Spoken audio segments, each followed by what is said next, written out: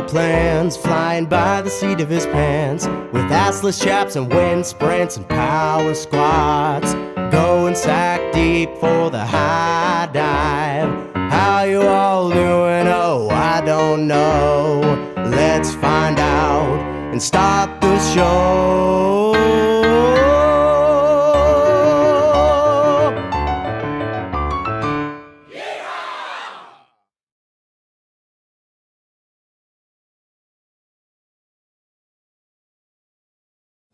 Welcome to Sac Deep with Koskela. I am Chris Koskela. This is my podcast, and this is the very first one. I am here with my good friends, Trikome. They have been gracious enough to honor me by being my guests. I'm just going to run down the list because they said I should. Being scared. No politics. No referendum on dissent. No outright promotion. Stay in your lane. This is all for me, by the way. All art, zero fart. Stay focused and positive. Narrow is good, marrow is tasty. Return to serve and never go for the kill. It's not about me ever. Stay focused, bring light. Never shit the bed. I am always your friend. Don't apologize, be honest and ask. Focus. Don't be a dick over inconsistencies. Friends first. Shake hands, kiss cheeks. Make happiness even through weirdness. Woo! Yeah. So we'll start the show. Cool. With me today is Wesky Kyle, Joe Vandenbroder, and not Chavy, Travis Keller. AKA Trikome. AKA Trikome. I've known these guys for a few years now, and they are hands down one of my favorite bands in the world. I really have enjoyed meeting you guys, getting to know you guys over the past few years. You know, we've had some fun, definitely. Absolutely. Most def. I wanted to bring you guys in because there's just a lot to talk about. Really, I mean, you guys are a very unique band in your genre. You guys, you kind of don't really have a genre. I mean, you really like creating your own thing, and there's a lot to be absorbed in a big amount of time. You know, your songs are very deep, they're very long, or some of them are very long. Right. You guys cover a lot of ground. I mean, I hear ragtime, I hear some jazz, I hear some metal, I hear some straight up disco, rock and roll. I mean, you guys go through the gamut, like all the way around. I mean, like, where does it start for you? Like, when did music like come into your home when you were a kid, and like, how did you start taking music in, Wesky? Well, I mean, I'm not gonna get too crazy because I don't want to blaspheme any of my family. My mom's an amazing person, and my dad's awesome too. But anyway, so pretty much music was always there. You know, it's always been in the household. And my dad is a genius organ player, so he bought me a keyboard when I was young. It was a pretty tumultuous childhood, to be honest. Mm-hmm. But that's what makes you. You know, it's not going to break me; it's going to make me. Right. So I pretty much was silent, and I went and just composed music at a young age and was listening to music.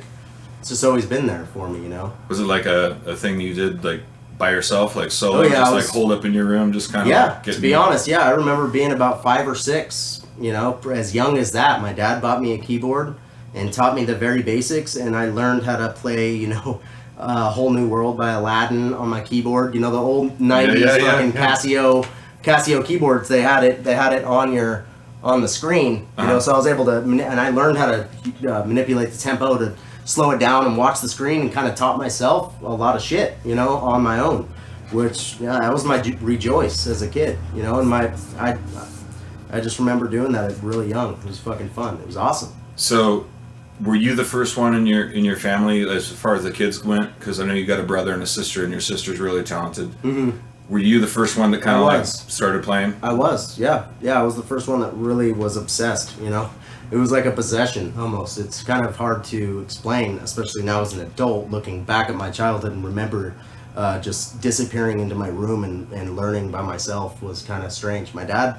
When my mom were doing their own thing, you know, we don't need to go into that, but they were doing their own thing, and that's what I did. I just went in there and fucking just played music. It was great, you know. Yeah. Learned fucking Disney songs by myself and shit. Crazy. It was a great thing to kind of give myself therapy as a child, you know. Yeah. You had a lot going on around you? Oh yeah, we had a big family, I have 5 siblings, so 6 of us, and then all 6 of us had friends. So our friends lived at our house. Mama Joe, my mom, always fucking took care of everybody, you know. So we had 8. Did mom have like a musical flair? No, other than she was the one that nurtured that seed. She was the one that saw in all of us, all 6 of us. Honestly, she did that for all of us. You know, whether it was baseball for my brothers. I love baseball too, but they were fucking so goddamn good. Mom watered that seed, watered that garden, and made them get better by buying the necessary equipment and just giving unconditional love to them. Mm-hmm. You know what I mean? So it's very passionate for me to talk about right now, actually. Thanks for asking that. But anyway, yeah, so, and it was the same for me. She bought me fucking dime bag guitars because he was my favorite, you know? Yeah. And when I was ready to play keyboard, she bought me that, 17, and and Trikome was 2 years after that when it fucking started, you know? Okay, so let's get back to that. So Trikome, as I know it, I mean, I don't know the origins of how you guys all met and where it all came from. I mean, like, who met who first, and how did you guys, like, Travis? become, like... Well, Travis has a good story about how we met. How did you start playing together? Wes and I, we've been, 6th grade? Yeah. We've been friends since 6th grade, and our whole friendship is, from what I remember, based on a shrug. First day of 6th grade, the teacher has this assignment for us, and it's an in-class project. And a part of the project is you pick a partner, but you have to pick a partner that you've never met. And that was like her clever way of like getting all the kids to know each other. Very uncomfortable, by the way. Yeah, and so and both of us. I've been in that same experiment. It sucks, but both of us being very visibly uncomfortable, we just kind of we look around the classroom and both look at each other and just shrug. That was pretty much at the same time. And the next thing I know, it's a decade and plus later. Yeah, it's been almost a decade for Trikome. We've been best friends pretty much ever known each other since. forever. Yeah, we've always... Okay, that's the friendships part, but when did you guys know when the music was going to come in? Okay, well, this is where I come in. All right, Joe. I had a roommate, Jesse Anglin, really good friend of ours, and he's like... That's how I met Joe. He's like, from him. Yeah, he's like, you gotta come meet this guy, because Jesse knew that I used to be a drummer, and because I was like done with drums. Used to be? I used to be, yeah. Okay. And after my first few bands, I was like, had some weird stuff happen, and anyways. You can go into the weird stuff if you want to. Oh, all right. Well, the weird stuff. So I was in this band, and they. What was the name of the band again? It was Feedback. Feedback. And then it turned into Asylum. Me and the singer went off and got a different bass player, and started. It was more metal, so Feedback was more of a. Like Aerosmith meets Godsmack type, and then we went into just like I would say like Meshuggah meets Slipknot type. It was sick. Type stuff. Were you guys doing shows and stuff back then, or were you just practicing in the garage? No, we were over at Boardwalk and doing all the local gigs and stuff like that, and probably the same time around you guys were doing MDSOs starting out. But anyways, so I used to see Wes over. Jesse was like, "You got to meet Wes." So I went to one of his parties, and we got to hang out for a little bit. It was my 18th birthday party when we met. Yeah. We immediately were friends. It was immediate, seriously. And I showed him my organ playing and shit. I wasn't too great back then, you know. It was cool. I wasn't too great back then, but I introduced him to my shit. You know, we were both metal musicians, but. We immediately got it off, like, we're friends immediately, but, do you remember, like, the moment that, like, broke the ice between you guys, like? It was pretty much immediate, because, honestly, my kid's mom back in the day did not want me to drink whiskey back in the day, because I'd get crazy. I had hair down to fucking here, and was just the biggest fucking, kind of had anger issues, to be honest. I just had shit that I couldn't figure out. Sure. Music always helped me, and fucking... Joe got wind of that, and I was like, I met him. I was trying to steer clear of whiskey just to like be cool, but then He was like, dude, just take one. And I was cool all night. It was fucking awesome. We had a great time. We drank fucking pint of Don't whiskey. give him whiskey. Don't give him whiskey. I was like, you don't want to tell me that because I'm going to go and give him whiskey. Yeah. And nothing bad happened. It was fucking amazing. No. Yeah. And, you know, I've learned a lot from him, to be honest. I've learned a lot just about how to handle situations, be more cool about it. But Social situations, you mean? yeah, like as far as being a little more, honestly, a little bit more just laid back and passive about it instead of just such a reactor, you know, just like a nuclear reactor. Right. That's how I changed a lot. You know, I've grown up a lot. All of us have. Were you the kind of guy that like would go to a party and like smolder? You know, Just, like, honestly, all my parties were at my house. So, but yeah, I would do, you know, kind of off the wall shit, but that's all I knew. I watched my brothers do off the wall shit too, you know, headbutting walls and fucking Pantera and, you know, all that shit. That's the waffle stomping. the waffle stomping Is that where it began. came in? Yeah, fucking. That's where his Venan came in. Hey. Oh, his Venan's not gonna come out right now. He can come back. He can come out later. That's what I'm talking about. Off the wall. If you look into the wall, his Venan comes out of the wall. His So you Venan gotta- said he was going to call us later. So if we have time, he's going to give us a call later. That's right. So But- we'll save that for later. Be a satellite phone call or something. Yeah. Yeah. So anyways, so Wes was like bugging me to come play drums. Yeah, And dude. I'm like, dude, I'm done. And so what happened is when I was in those other two bands, everything was going good. We were playing together for like 4 years, and then all of a sudden they just disappeared. I'm calling for band. We did this big, huge show at the Boardwalk, and they're like, all right, well, we deserve a break because we're strict on 3 practices a week, getting stuff done, being tight, whatever, how a band does it, And all of a sudden, I called for practice and they just didn't answer the phone. Well, there was this other drummer that was coming and hanging out. And at the time, he was like, I guess he was learning the songs, but I thought he was just kicking it. And so I found out later down the road that they just, got that guy instead. But instead of them saying, hey, like, this is what's going on, this guy's better than you, which I wouldn't have cared. Like, I was a beginning drummer and I told them that. But instead of doing that, they were bitches and they just fucking didn't say nothing and went and hired the other drummer. So I was telling Wes, I was like, dude, I can't play drums no more. Like, it kind of, it broke my heart. Like, I love that band. Mm-hmm. But anyways, so for like, I would say like 2 months, like every time. We were kicking it almost every day. I was basically living at him and Jesse's house and fucking pretty much every day, So we were getting close and I was like, dude, I've seen you play drums. You can fucking play drums. Let's play. Let's jam. And I had some metal songs, try to entice him. And sure as shit. Were you just doing like a lot of guitar back then? Yeah. Well, no, I had 3 Trikome songs written. I had Sanitize, Send It to Space, Headbutt into Oblivion, which we're recreating on this second album. Nice. It's our last song that we have to do. It's going to change to Hellraiser, and we'll get to that later. And then a song called Life at Tim Bergen. Was it that or Walk the Plank? It was Life at Tim Bergen. Walk the Plank was the 4th song. So anyway, it's kind of funny how this shit works out because I'm sitting there playing one of my cooler metal riffs that I was stoked on and got him enticed, And then I was like, well, dude, listen to these few songs I had composed. Uh-huh. And I was like kind of a little bit apprehensive to show him because Joe's a big metalhead, And the most jazzy song, I show him the 3 songs. Headbutt into Oblivion is extremely progressive, and that was the beginning of Trikome right there, straight up.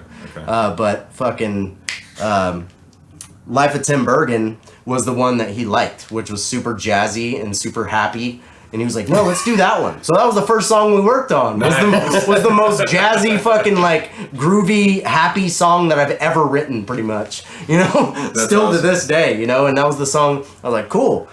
So when Joe, when you were like growing up and stuff, like, how did you even come about starting to play drums and like getting involved in music at all? At school, they said pick an alternative class, and I just always liked music. And so I went to the music room, like, all right, pick an instrument. And they were all like jamming and whatever. I was like, I don't want to play flute. I don't want to play sax. And then I looked over and I just saw this kid just jamming on the drum set. And I was like, that's what I want right there. And, but I was still too young for them to let me play a whole drum set at that school. So I had to do like the cymbals or just the...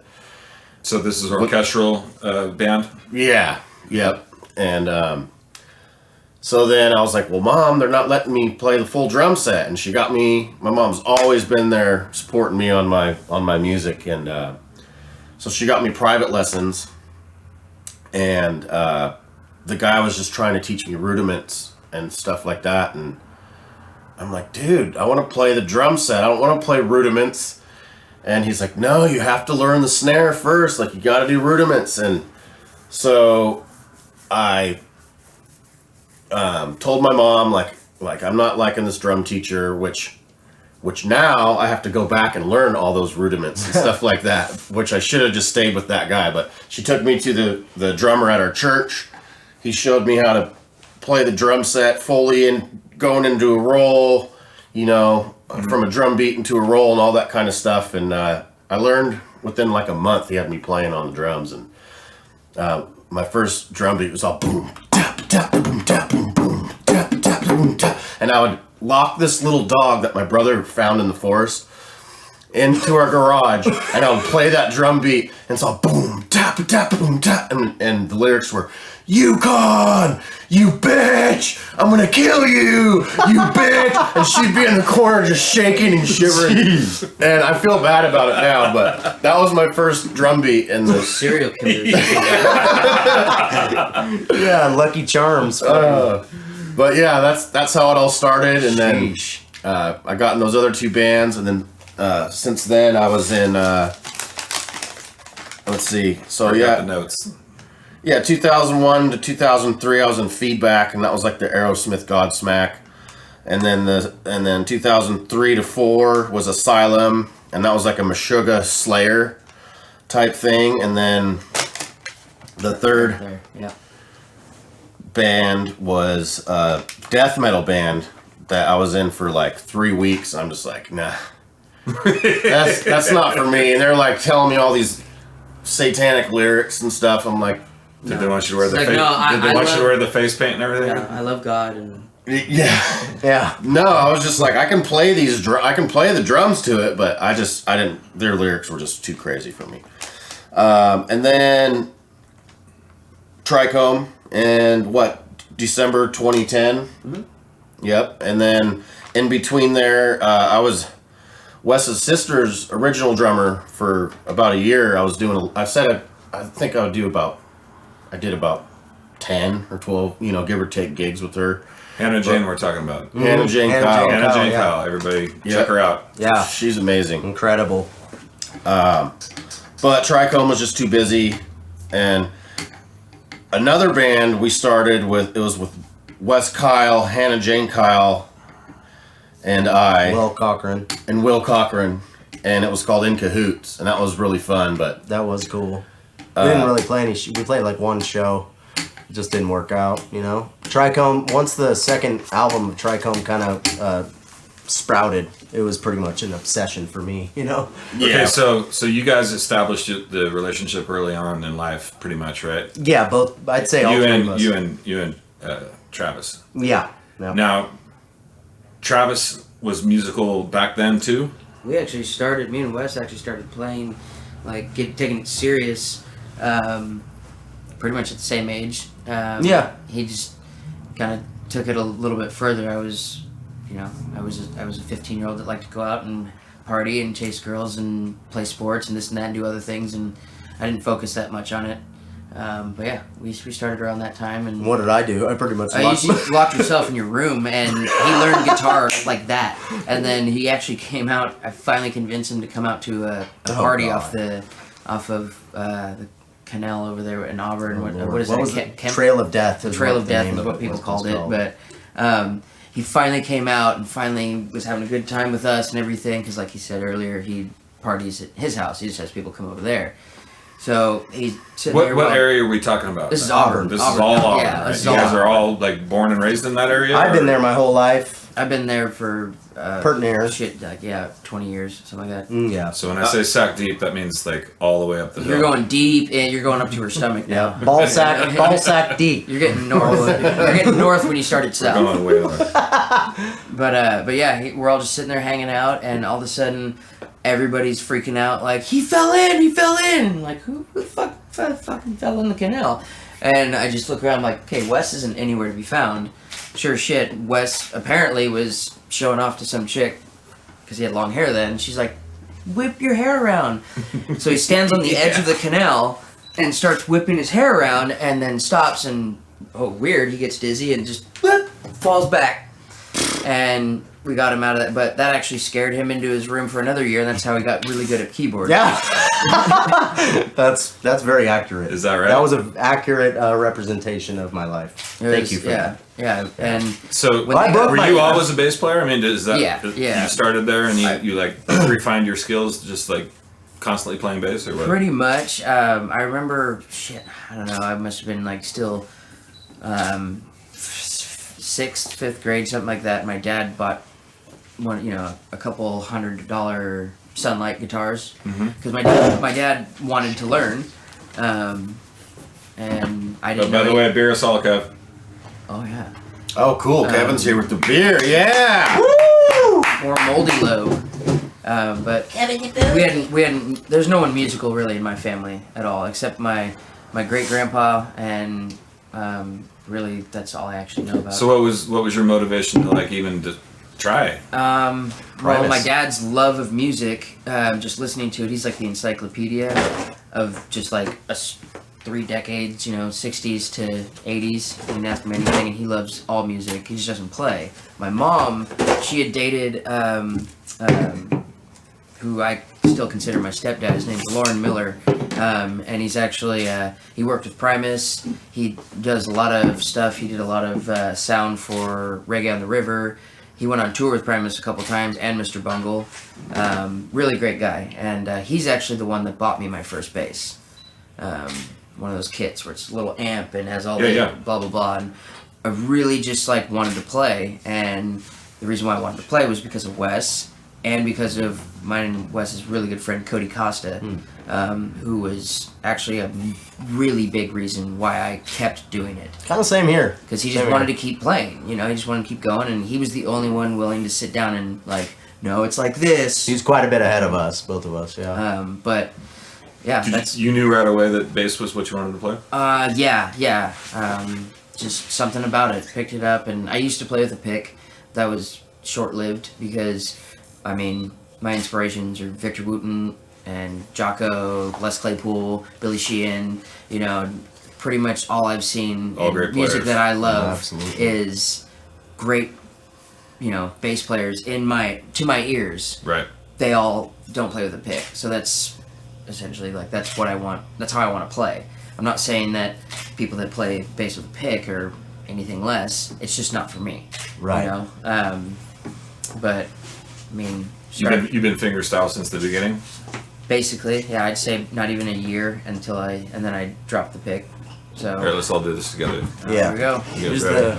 We're gonna start this out 5, right. 4, 3, 2, 1. Cheers. Sweet All right. So now that we're on to the next phase. So you guys are now connected, right? Where does Aaron come in? A year and a half later. Was that how long it was? Yep, it was a year and a half later. We were a 3-piece at first, and we have Did a whole actually album. a full 12. We still consider it an EP, but because it wasn't fully like mixed, mastered, and whatnot. I call it the Ghost album. It had an album Yeah, cover and everything. Wesky told me that you guys had 3 records out, or 3 albums out, and I was like, I only know of 2, and he's like, no, there's a Ghost record. Yeah. Yeah. So- Because it's all First one's instrumental. free forever. Free we forever. might, we yeah, it's It's free on forever. SoundCloud. It's free 99. You can find it on SoundCloud. $3.99. Free 99. Yeah, but it would be amazing to recreate those songs, in my opinion. But We already have. The first album has we've recreated and Olsen right, Trouble. A few of them, yeah. a few of them, but there's some really cool stuff on there. I'm taking the last line, by the way. The last line. Yes, Lime. yeah. Oh, I thought- M, not an N, people. Oh. This isn't Chris 2001. This is Chris. None of the good old This isn't Crystal Koskela. exactly. Crystal Koskela. good old Stella. Good old This Stella. isn't me sweating in the garage. With cotton mouth and trying to figure out his life. God, have I been there? Recording the whole podcast and realizing I didn't hit record. Is it gonna be okay? There was nobody there. Hey guys, can we do this again? Miss Venus coming. It's Veenan? No. We can't let his Veenan come out yet. Okay. You gotta He's still at leave him in the wall. He's still at work. Okay, so you were telling me about Aaron. So Yeah. he gets involved. Wes and Joe were actually the ones who were really wanting to bring someone else in, bring lyrics and a guitarist in, and Because you guys were just doing it as a trio for a while? Yeah. Everyone loved us Yeah. as an instrumental. Exactly. We were yeah. making headway. It was fucking awesome. My thing was, why fix something if it's not broken? And finally got to a point to where we were just like, okay. And it worked out perfectly because Aaron had just left a band that he was in that just disbanded for inner problems. Does anybody know the story of that? Yeah, but it's not really ours to tell. We'll let Eric tell that one. Okay. Sorry you couldn't be here. Yeah, no, he's still doing Life, right? Outside? from here? Obligatory Yeah. Yeah, life. apparently that's But, a thing. It sucks. As soon as he came in, I was immediately just like, yep, they were right. I'm stupid. We should have brought him in a long time ago. Well, Yeah. Wes was secretly, Aaron used to do open mics, and that's where we met him at, he's like, just bring your whole band in, and you guys can play, and then we'll finish the open mics or whatever. And secretly on the side, Wes was like, Joe, I'm stealing that guy. Like, he's a badass guitar player. Because he was in this other band. Mm-hmm. Wes was just joking, but... It became more and more serious. I manifested a destiny right So there. you just Yeah. like, you I locked straight in up- on your guy and tractor beamed him? I did. I watched him play, and I'm like, I told Joe, like he said, dude, I was like, no. He's going to be our guitar player. Just watch. And I was just like, manifesting a destiny. How'd you work on him? It's fucking We just organically happened. It just naturally, It just yeah. like Travis We just said. played shows and their he band. was- There was Yeah. no like back. Not really. I kind of, Well, I had. you were already No friends with him, right? subversion, no like deviance, no like manipulation to get Oh, him to come jam I with you? wish it was No, that no, I interesting. knew a love song Aaron- for a witch kind of thing.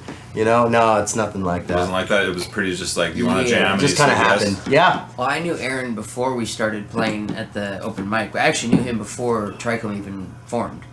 That's I right. used to work with him back when I was like 16 or 17. At Akitas. Akitas, yeah, in Auburn. Akitas, whatever people. Everybody's anal about that. They in put Auburn. spice on their burgers. Exactly. But I'd known him from then, and then a few years after that, when we started forming Trikome, I heard that he had this is a podcast, he had an open mic night going on. And so I showed him our 3-song demo, and he was immediately hooked, and was like, yeah, bring him in. And it was kind of like he was just kind of sitting there. It almost seemed like he was just waiting for us to ask. And sure enough, like, So he jumped in right away. It was right when I started singing too, because Yeah. I knew he could sing. You weren't singing when it was No. a 3-piece? No. You just all instrumental? I didn't even talk in the mic. Travis talked. So it was all instrumental? Yeah, it was all instrumental. I didn't even talk in the mic. I said hi and bye. Wow. That was all. Come a long way. Yeah. I talked to Joe about that and Travis about that, about how far all of us have come, really. But yeah, me particular, because I just was not comfortable with talking and shit, So to be honest. Okay, so now It's how it was. It's just now how it we're was. we're at the spot where it's like the 4 of you guys, and you guys are rehearsing how many times a week? Would you say when you all 4 got together? Back then, it was like 2 to 3 times a week, and we would, like, bare minimum 2 hours. Just Yeah. We were going hard. And at it. also on top of that, on top of the writing. on top of the band practice, me and Aaron, because he could sing, me and him would get together and work on harmonies and shit for Yeah, our he first can sing. real album. Yeah, He's a great singer. he's a good singer. And well rounded as a musician too. So me and him we had immediate chemistry. It was awesome. We had natural intuition towards what the fuck we were doing. What we were doing. Is Venan stay in that fucking wall, dude? Uh-oh. God. So back to the. I'm sorry. I had to cut that. Cut that off.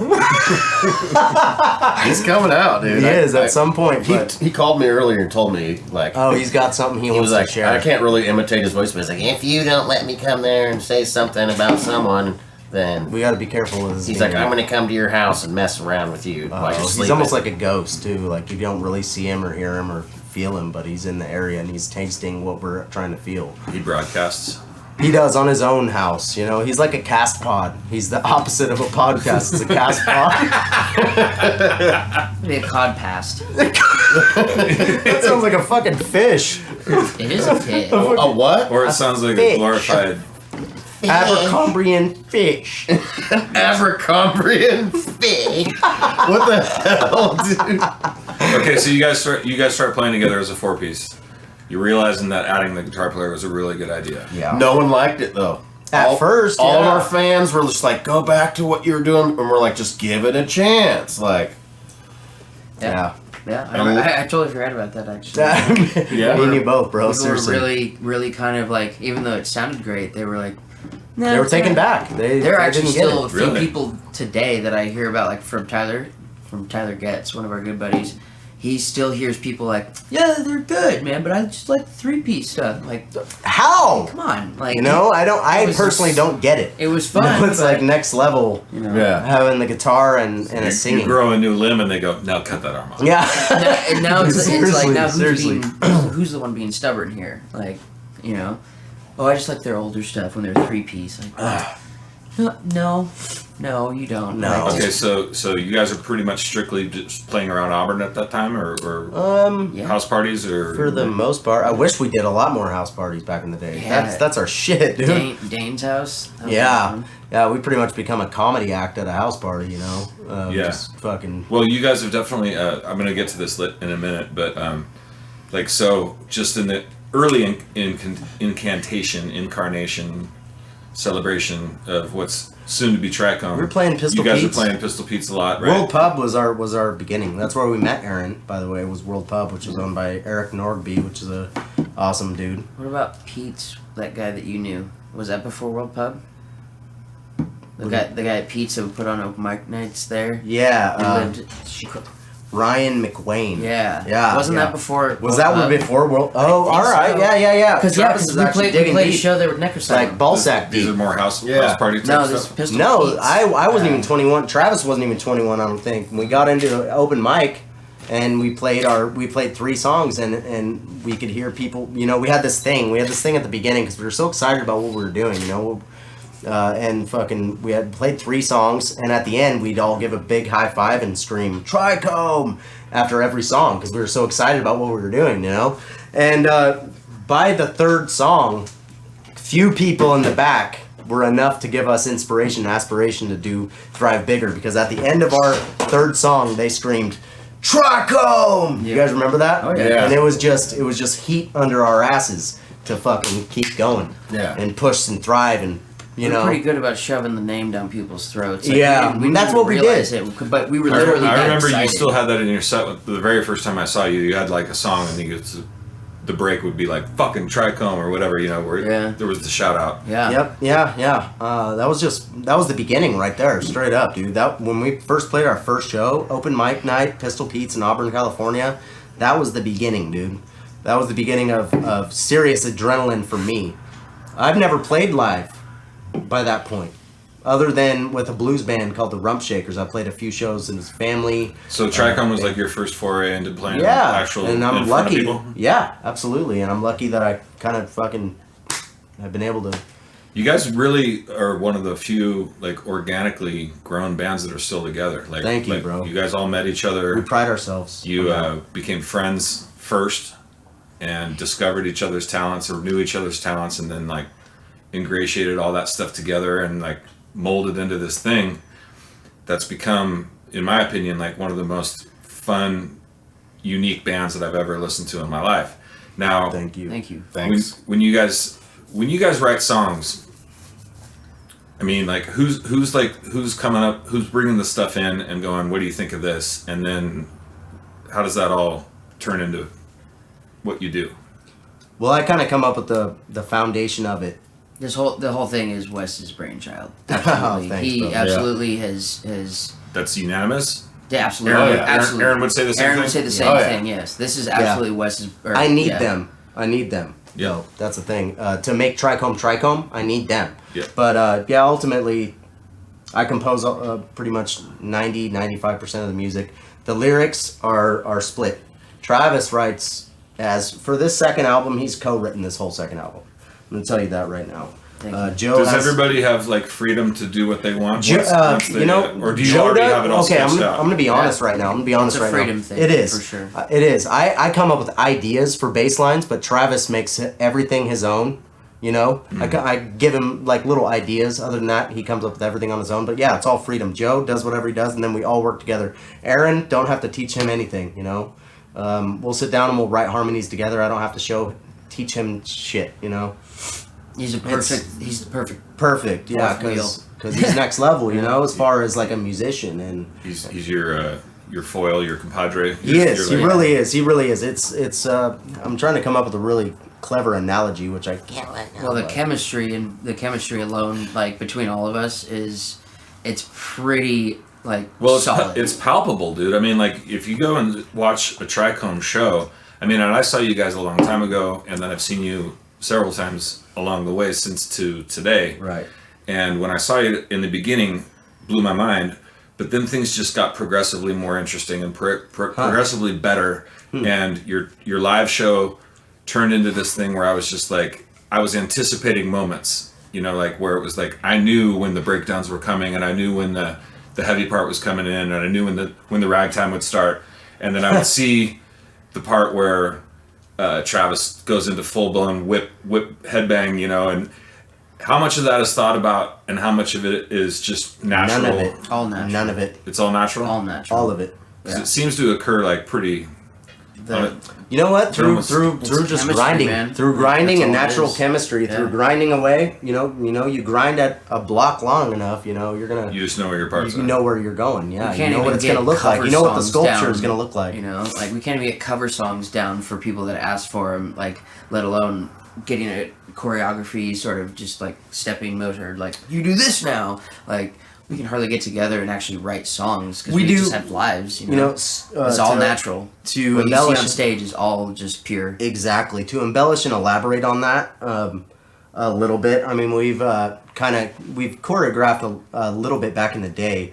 A couple little funny things that would just add to the sculpture. That's kind of what I was getting at. Is there's certain parts of your show where it seems like you guys know when to lockstep and start That's what stomping that's your feet natural. together. That's all. That's that natural. happened. Stomp That is happened at a natural. show. One of us started doing it, either Travis or me, and I just started. You know, it just kind of happened. It's very Like you said earlier, dude. as an dream audience work. member, it's very freaking entertaining to watch a band like that, because you get to be familiar with them, and then all of a sudden you know it brings a smile to your face. It's just like the guys like get into it and then just lose their minds and start stomping at the same time, and they're Yeah. whipping their heads around, and everybody's going crazy at the same time. And you guys have that in spades. I mean, so that's great. Thanks, bro. It's organic. I mean, that's Really that's the is. way it should be. As far as like, so you're saying you don't really practice much now, or is it, or what's the situation now? Well, I mean, life has changed since the. I know you got upbringing kids. in the You got beginning. kids. I just recently got married. You recently got married? She has a 13-year-old. Aaron have kids? So yeah, you have a kid. No, I have a kid. No? His cat, His cat. Barnaby. Yay! Right. Yeah. Barnaby. Shout Good out old to Shout out Barnaby. to cat. Barnaby. Well, and Katie too, because she's actually one of the more amazing human beings. That's just Absolutely. Like, hey, It used to what's be up? Barnabay, but he changed that because I thought it was weird. Oh, you know? speaking of which, one of the things that I love about you guys, you love to play with language a lot, and even in your text messages to me, like you'll say Sunday instead of Sunday. Where does that all come from? Oh, Sunday, Fundy. Sunday came from Wasn't it grandma? My grandma Is that married. Midwestern?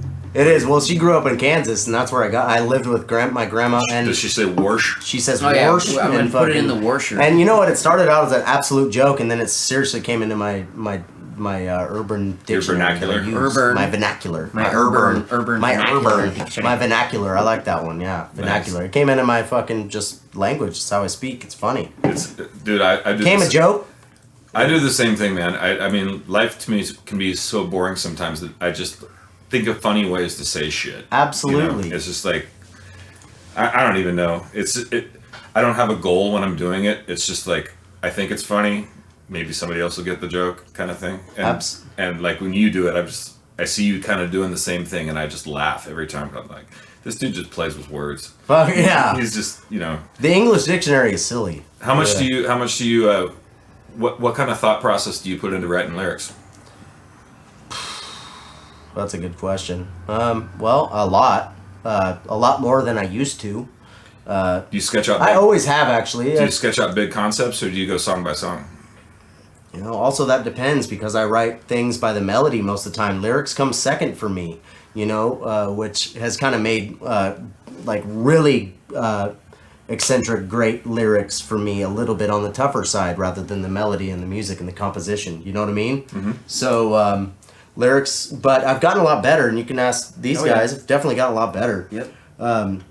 Honestly, probably the best like songwriter in the band as far as lyrics is Travis. You know, and he begs to differ. He says that I am better, but as far as lyrics go, he's absolutely brilliant.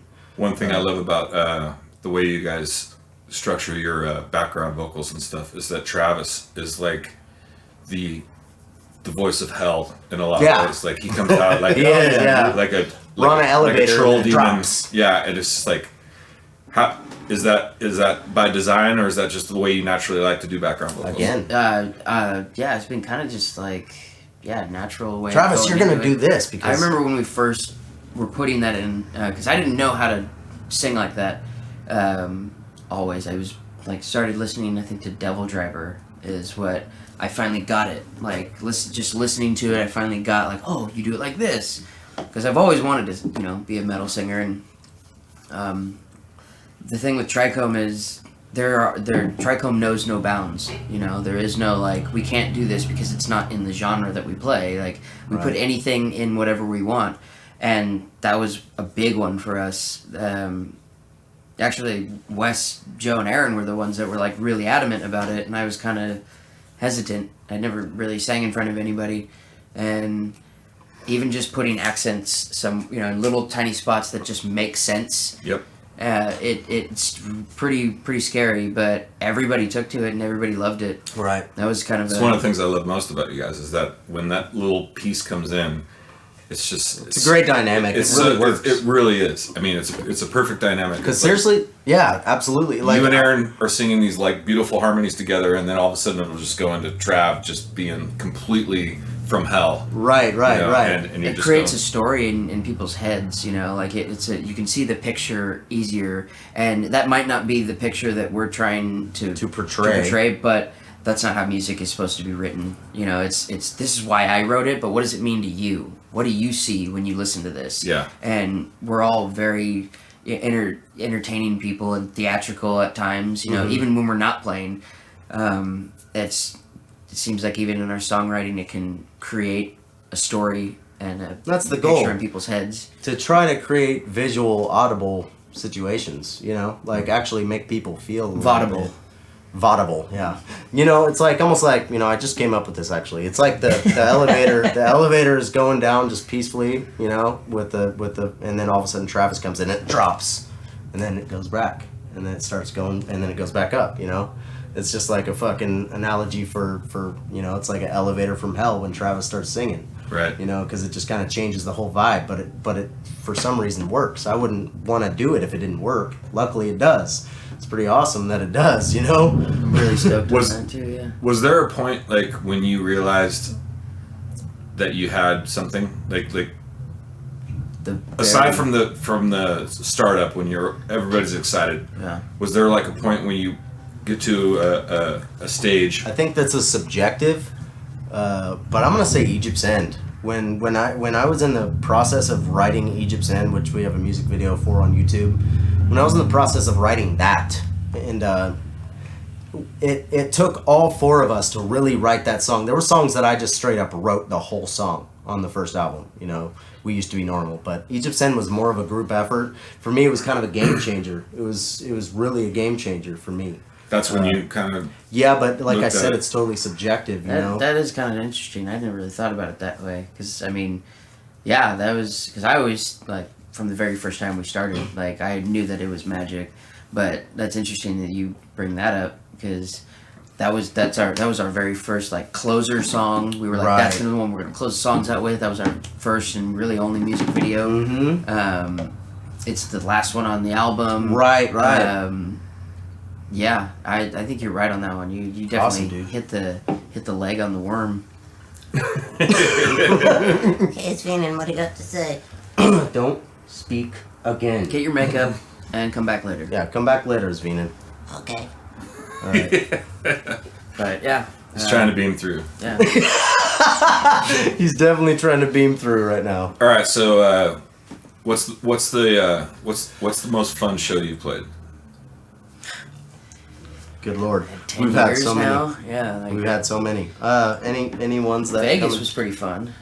Mine was with Don't even. MDSO and Dog Fashion Disco. That was Ooh. that was a blast. Absolutely. That I got was to one meet of my biggest influence in life, you know, Dog Fashion Disco, and I got to share that. We got to share the stage with MDSO, which That was always yours great. truly over Always here great. on, you know, Koskela with MDSO. That was a pretty special night. That was an extremely special night for me, yeah. And it went great. We got to play the full 45 minutes. It wasn't like our cyclistic show where it mattered on how many tickets you fucking sell. So, oh, you only sold fucking 87,000 tickets, so the other band sold 97,000 tickets, so they get to play about 30 minutes more than you. Oh, sweet. Yeah, thanks. here's $10. Thanks for making Doesn't- us a bunch of money. Oh yeah, I don't matter even remember on that. getting paid that night. Did you guys get paid? No, we didn't. No, absolutely. We got not. paid in experience, I guess. Yeah, absolutely. Yeah. We got paid to. But you know what I was Right. told though? I was told this afterwards because MDSO and Trikome both sold a decent amount of tickets yeah. that night, humbly, you know, fortunately and humbly. I think we sold more than Dog Fashion Disco sold. Yeah, we did. Collectively. We did, Yeah, bro, because I collectively. told Todd Smith how many tickets we sold, and he was like, "God, dude, awesome!" You know, and I didn't know he would be that happy about it. Was that a Wednesday or a Thursday? No, it wasn't. We landed on a Friday or Oh, a it did? Saturday. Might have been. Yeah, It was I'm a pretty Friday. sure it was actually. Yeah, because I went to Brian Neese's I remember house the afterwards. build up to that show Yeah. too was a lot I of remember. fun. It was. It was a Yeah, great, we were hustling. great show. I remember we hustled a lot for that. For Yeah, that gig. well, we were like, oh, we- man. we were really like, you know, promoting a lot, you know, as What- much as we could, you know, like through social media and whatnot, and Driving Trying to to people's houses. we were trying to sell people did a on lot. something they knew nothing about. You know, it was just like, Dog Fashion Disco is the shit, you know, and everyone's just like, who? And then we're just Yeah, like, right. well, we're going to be playing too. Here's so. their new song. You Yeah, know, exactly. Yeah. So that's an epic point. Do you guys have a low point, a worst show? Yeah, Vegas. Go ahead. Hemp Fest. That was So terrible. Joe, you can. so I was kind of He blames himself. needing to not I wasn't do the that. booking Right. manager for Trikome, but I had this spurt in my life to where I was like, guys, I'm gonna try to do this for us, you know, and DIY. You know, it's always DIY. Absolutely. and What we're doing now. hence the name. Ah, fucking A. Hence the name Jones and Joe. I don't Jones for drugs. I Jones to get our band moving and going and And then drugs. drugs. But anyways, so I found it was one of those pay to play things, and I found it on on Facebook or whatever, and I finally got a hold of the guy, and he's like, yeah, just buy so many tickets, and it was like $500 worth of tickets, and then he's like, you guys are in, and so he put us on the first 3 bands of the whole day, and so we get there, we drive all the way there To Vegas. to Vegas, 9 hours.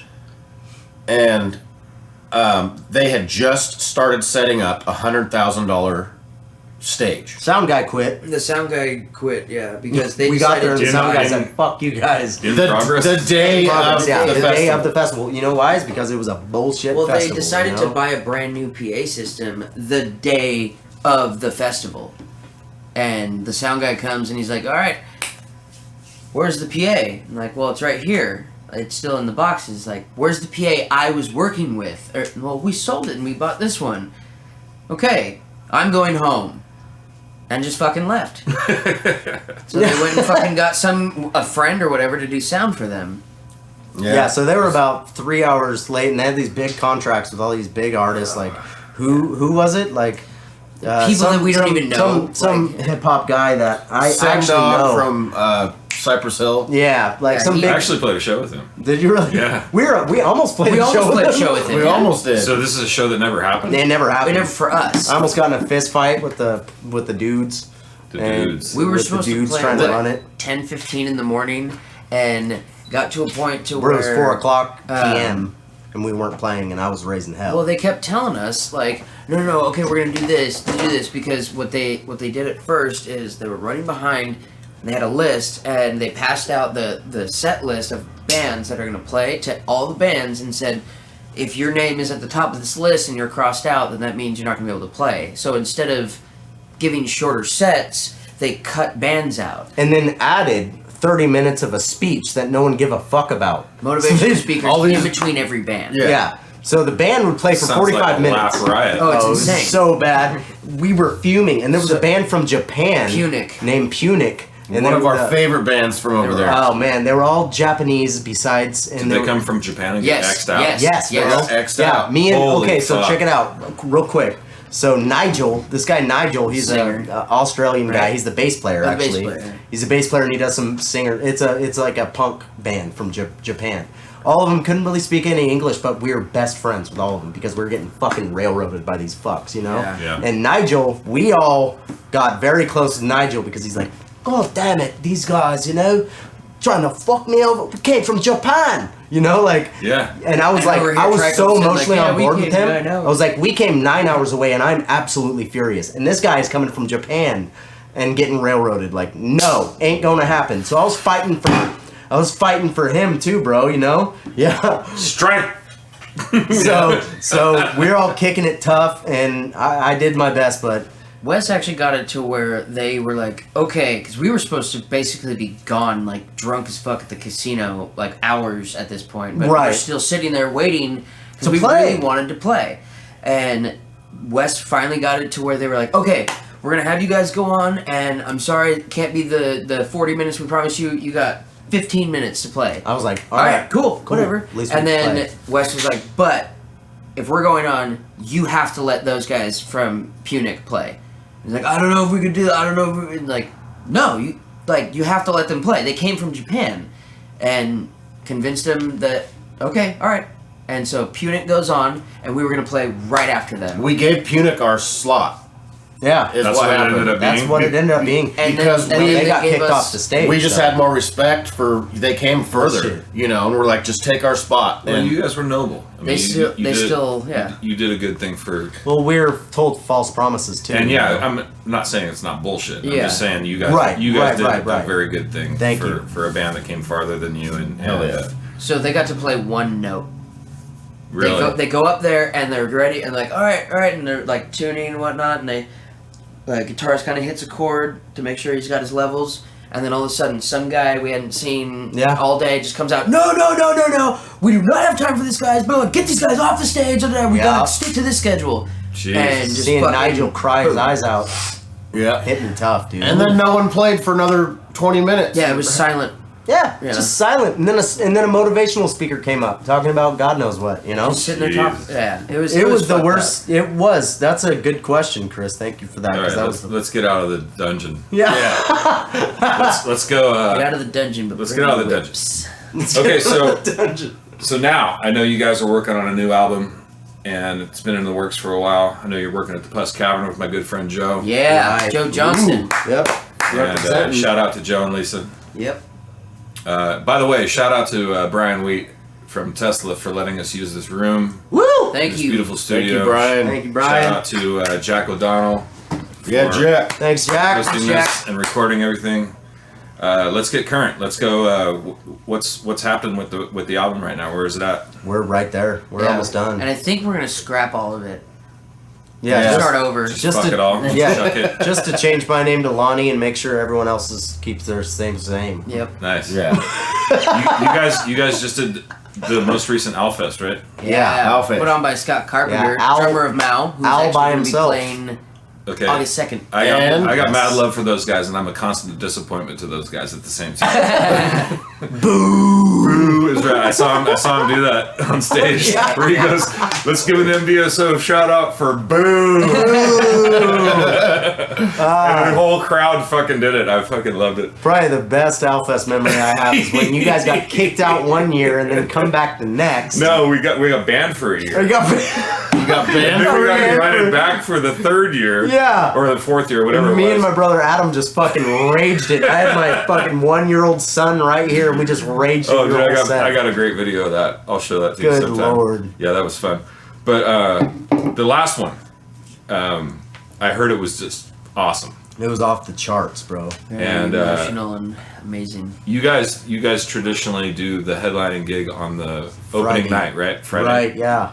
So how did that go? I mean, like, Great. Great. was there like a I lot of proposed to turnout? Travis's sister, so So me and Wes are officially family. now.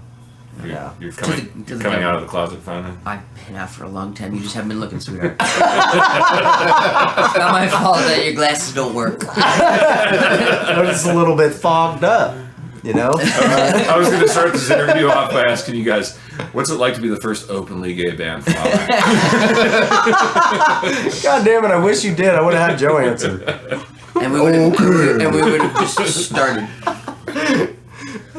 So you guys are now going to be brother-in-laws pretty soon. Yes, sir. Not that you haven't been already, but We were brothers first, and then brothers through A legality situation next. For well, documents. child for first paper. with Noah. Oh, yeah, with childs. Yeah, There's a and bunch then of- with there's a papers. couple so now childs. it's getting deep. You like literally can't Sac divorce deep, each like other. ball sack deep. Wes and I, Wes and I are forever, whether we like it or You not. ever called you, man? See, and I Venom? Is that you over there? Keep him in there, dude. Okay. Deal. He's fucking been It was off the a wall lately. great night though. Death of the author. Death of the author. Death Okay. of the author. Sorry, yeah. they I've just, actually killed seen themselves. that they band, right? just changed their name from Divine Intervention to Death of the Author. They're from LA. Great band, awesome band. But they played Amazing. before us, and they got the crowd pumped up. Really cool kids. Really cool. They are awesome. Yep. From LA. That was at Alfest? Yeah, that was right Alfish. before we played. Oh, and by the way, Scott Allen Carpenter, you said you'd give us $5 for every time we say your band's name. Mau, mau, mau, mau, mau, mau, mau, mau. How much Mao do you want? How much Mao do you want? More, Mau, more, mau, mau, mau, mau, mau, mau, mau. How much Mao do you want? Oh, how much Mao do you want? All right, let's bring out his Venan. Come out of the wall. Sweden! Oh my god! Oh! There he is. Uh-oh. And I'm his Venan's cousin, and I just wanted to say how much proudness I have exuding out of my spores right now. Like spores, like mushrooms. I just took a little bit. Anyway, I'm a very artistic. You're autistic? No, I'm a very autistic. That's what you just said. No, art, like art. Come on, man. Are you sitting down? Are you sitting down? Because I got many things I gotta say to you, and I don't need you to tell me no different. Get off your shit, bitch, before I smack the fucking taste out your mouth, bitch, you know? All right, his Venan, no more. Calm Yeah, down. get outta Take a here. break. Take That's a steak. enough. Steak in the heart by a vampire's mate. I want to see you walk away right now. Walk All away. right. So that was a guest star for the evening. Beaming in. Beaming. So the album's going to come out when, do you think? Done. It's Good almost. answer. It's Good almost answer. done. It's almost done. It's straight up almost done. Well, we got August 3rd to Record our last song. our last song, Hellraiser, which is an homage to our favorite horror icon, Pinhead. Okay. Written the concept by Travis, and then the music by me. And So, okay, what's the long-term goal? What's the long game for Trikome? You kind guys, of just keep on flying by the seat of our pants like you do, as far as, you know, we're gonna keep on pushing naturally to do bigger, better things. It's tough to say. if you had the offer right now to jump on the road and go on a tour, would you guys all jump on there'd it? be a lot of variables involved with that. But I'd do yes. it, no questions. If they would pay my rent, I would go. As long as Shelby and my kids are taken care of, I'd do anything for music, anything. But you know what? My children, and family have to come first, because, you know, I believe that's in just that. how it works, I man. believe in that 100%. Yeah. And I know you guys are good people, good family people. I know that you've got some freedom that others don't at the particular moment, but it's something Stepson for sure. things you but, have to yeah. work around when you're in a band together. Everybody's got their own kind of individual profiles that they grow as they, become adults. I know you guys, Joe's a little bit closer to my age, but you guys are still pretty young, right? You're in your 30s?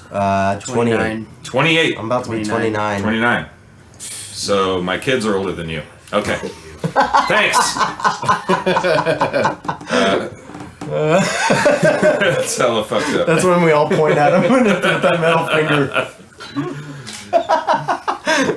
Okay, so when's the next show? It's fucked up. August 10th, right? August 10th, Cooper's in Nevada City. Anything With, after that? Mike and Gypsy's house party. Yeah, we got an awesome hippie party. It's kind of like another Owlfish thing, but it's a little bit smaller. You guys are both more than welcome. Roll with Yeah, us. Let's fish go. sticks. No, George Chico, Kevin, you going? Promote it right now. Let's do shout, this. shout it out. Where's it at? August.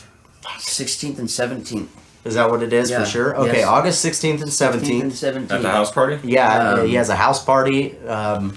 Mushroom any- tii. Any directions you want to give I anybody? am Or so sorry, Mike Bring and mushrooms. Gypsy, that I cannot remember Go the to name. your website, right? What's your website?